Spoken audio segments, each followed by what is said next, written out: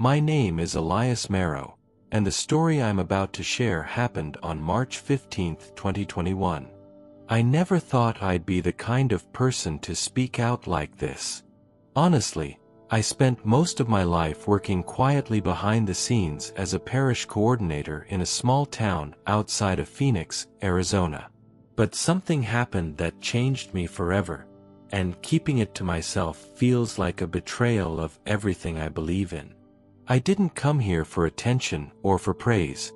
I came here because what I witnessed was too heavy to carry alone anymore.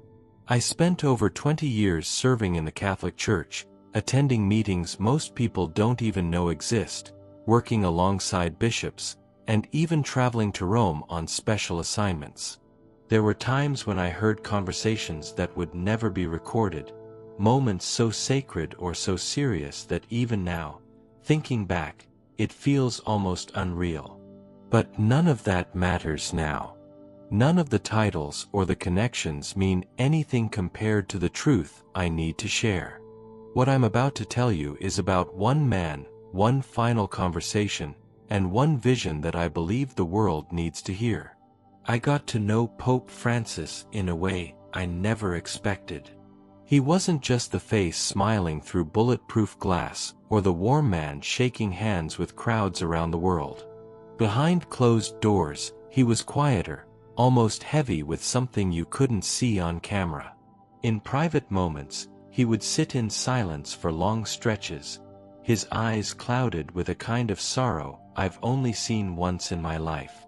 What he told me in those final days was not about his legacy or his fears about dying. It was about something much bigger, something he believed was coming for all of us.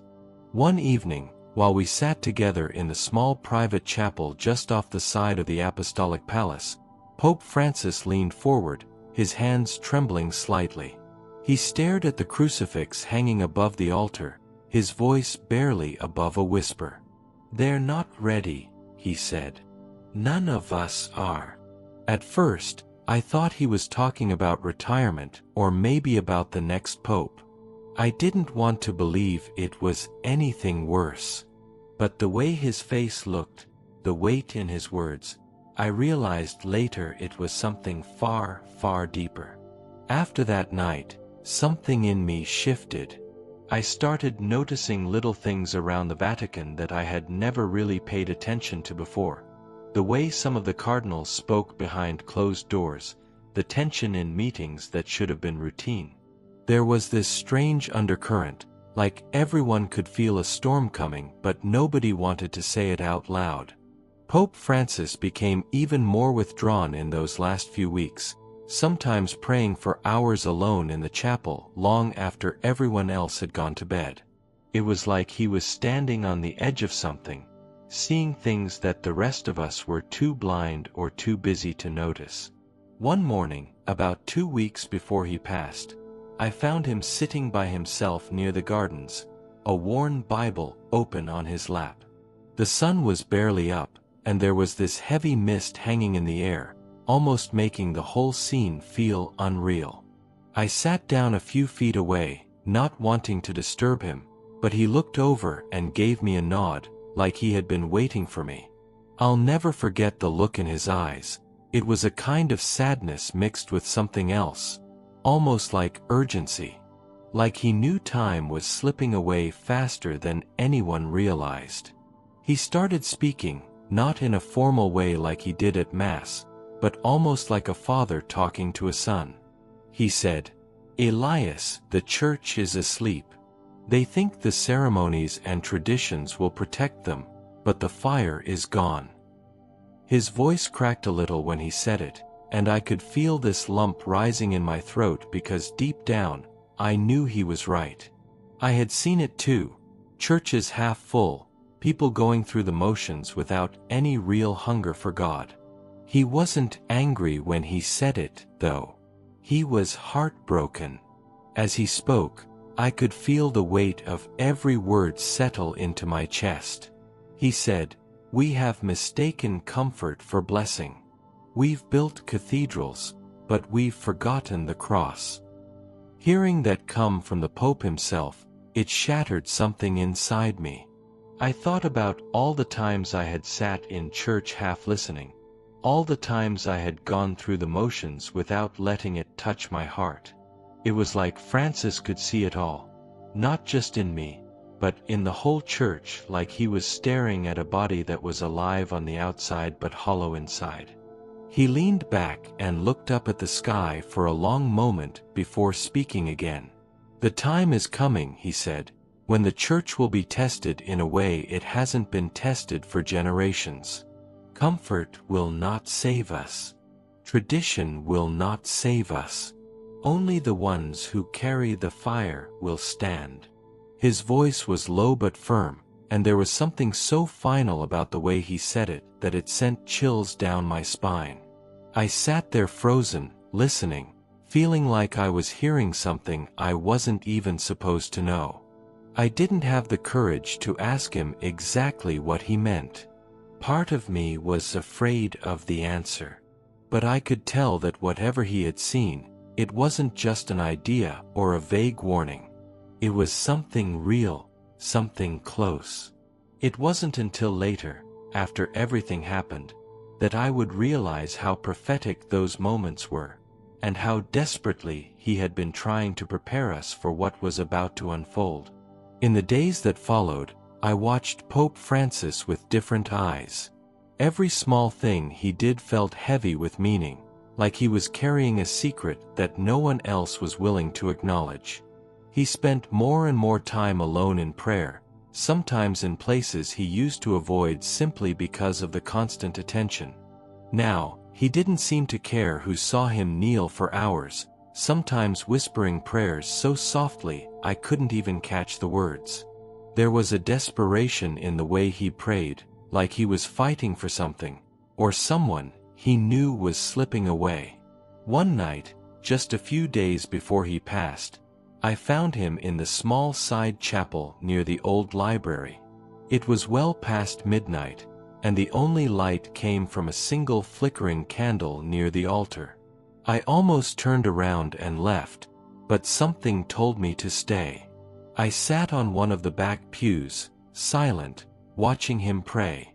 His head was bowed so low that his forehead touched the cold marble floor, and for the first time, I realized just how fragile he had become. Not just in body, but in spirit too. After a long time, he sat back on his heels, wiped his face, and looked straight at me. His eyes were red from weeping, but his voice was steady when he spoke. "Elias," he said, "you must tell them. Even if they don't want to listen. Even if they turn away." I nodded, but inside, I was terrified. What could I possibly say that would wake people up when they didn't even know they were sleeping? Still, in that moment, I made a promise I would never forget. The morning he passed, there was a strange stillness over the entire place, like the air itself was holding its breath. I had this sick feeling in my stomach all day, and even though nobody said anything, everyone seemed to know something was different. When the news finally came, it felt like the walls themselves mourned. I remember standing in the hallway outside his private quarters, feeling completely hollow, like a part of me had been ripped away. I kept thinking back to those last conversations, wondering if I had really understood what he was trying to tell me. In the days after, as preparations were made and the world mourned publicly, I stayed mostly silent. I watched leaders from all over the world come to pay their respects, heard speeches filled with praise and ceremony, but deep down, I knew very few of them had any idea what had been weighing on his heart. They celebrated his life, but they missed his warning. It haunted me every time I heard another carefully crafted statement from a bishop or a cardinal. They spoke of his kindness, his leadership, his impact, but none of them spoke of his fear for the future. It wasn't long after that the world started to shift. Things I had never thought possible began to unfold. Divisions grew sharper, violence crept closer to sacred places, and the church itself seemed to fracture in ways that no tradition or ceremony could fix. It was exactly what Pope Francis had seen coming, exactly what he had tried to warn us about.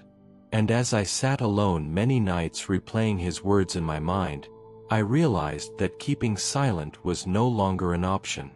I had to speak, even if my voice trembled, even if no one wanted to hear.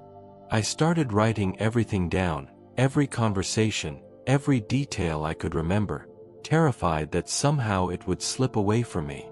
It felt like carrying a fragile piece of glass, something beautiful but so easily broken if I wasn't careful. Every time I sat down to write, I could hear his voice again, that crack of sorrow buried inside his words. "Only those who carry the fire will stand," he had said. And now, looking at the world around me, I finally understood exactly what he meant. It wasn't about survival, it was about faith that refuses to die when everything else falls apart. The hardest part has been watching people I love act like nothing's wrong. Friends, colleagues, even family sometimes. They keep chasing comfort, clinging to routines, pretending like the ground isn't shifting beneath our feet. It's like watching a house slowly burn while everyone inside just keeps pouring drinks and laughing. There are days when it feels overwhelming, when the loneliness of carrying this warning is almost too much to bear. But then I remember the promise I made, sitting there in that small chapel under the flickering candlelight, and I know I can't stop now. If there's one thing I've learned through all of this, it's that waking up doesn't come easy. It's painful. It strips you down and forces you to look at everything you thought you knew with new eyes. But it's the only way. Pope Francis didn't weep because he hated the church. He wept because he loved her so much he couldn't bear to watch her sleep through the storm that was coming. And today, I'm asking you, begging you, don't sleep through it too. I know my words might be hard to hear. I know it's easier to click away, to move on with your day, to pretend that everything is fine. But deep down, if you're really honest with yourself, you can feel it too. You can feel the shift in the world, the way the ground isn't as steady as it used to be. The signs are everywhere, and ignoring them won't make them disappear. Pope Francis tried to tell us, not to scare us, not to control us, but to wake us up before it's too late. If you're listening right now, I believe it's not by accident. I believe God is trying to reach you, just like He reached me through a broken man's final warning. You don't have to be perfect. You don't have to have all the answers. But you do have to be willing to open your heart and let Him light that fire inside you again. The real fire, the one that can't be put out when everything else falls apart. Time is shorter than any of us want to admit, and what we do now will echo into eternity. Before you click away, I want to ask you something. Will you wake up? Will you return to the fire you once had, or maybe find it for the first time? Because if you hear His voice today, don't harden your heart. There may come a day when the warnings stop, and the shaking gets louder, and the chance to respond slips away. Don't wait for tomorrow. Tomorrow is not promised to any of us. If this message stirred something inside of you, please take a second to like this video, share it with someone you love, and subscribe to this channel. Not because I'm important, but because the message is. Someone you know might be asleep right now, and they might need this wake-up call more than you realize. Thank you for listening. Stay awake, stay ready, and carry the fire.